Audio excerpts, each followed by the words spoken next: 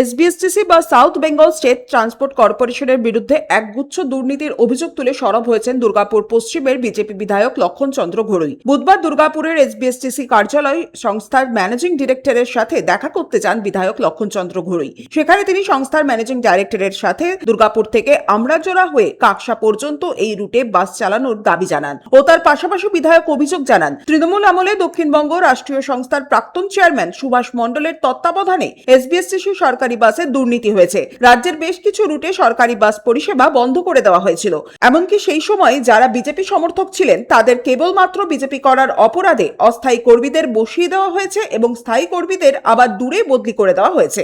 তাদের দ্রুত ফিরিয়ে আনতে হবে। এমনকি অনেক কর্মী আছে যারা ইএসআই, পিএফ ও সরকারি সুবিধা থেকে বঞ্চিত রয়েছেন, তাদের দ্রুত সমস্ত সুবিধা দিতে হবে। তিনি অভিযোগ করেন এতদিন চেয়ারম্যান সুভাষ মণ্ডল শুধু চেয়ার ভোগ করেছেন আর টাকা লুট করেছেন। এই সমস্ত দুর্নীতির তদন্তের দাবি জানান তিনি। এসবিএসটি যে দুর্নীতি এবং যারা সোজাপোষণ করছেন তাদের বিরুদ্ধে কড়া ব্যবস্থা নেওয়ার কথা বলেছি। অন্যায়ভাবে যারা ট্রান্সফার করে দেওয়া হয়েছে বিজেপি করার অপরাধে তাদের ফিরিয়ে নিয়ে আসতে হবে। যারা এখানে কাজ করছেন সুষ্ঠুজনক পরিচালনা করতে অসুবিধা না হয়, তাদের গ্র্যাচুইটি থেকে আরম্ভ করে ইএসআই, পিএফ সেটা হয়। অনেক প্রমোশন আটকে আছে বহুদিন কাজ করার ফলে, যারা তৃণমূল করতে প্রমোশন পেয়ে গেছে, বিজেপি করে বলে প্রমোশন পায়নি। সেই প্রমোশন কথা তো বলেছি এবং এই জন্যই এসেছিলাম প্রাথমিকভাবে। আগামী দিনে বলে গেলাম, চিঠি দিয়ে গেলাম বাসের জন্যে। আর সঙ্গে সঙ্গে আমাদের এমডি সাহেব সঙ্গে সঙ্গে সই করে দিয়েছেন এবং ডেট দিয়ে দিলেন। আমাদের বামনবাড়ি বাসটা 4 তারিখে এই 4টার সময়তে বাস স্ট্যান্ডে উদ্বোধন হবে। চেয়ারম্যানে চেয়ার ভোগ করেছেন, চেয়ারম্যানে টাকা লুট করেছেন।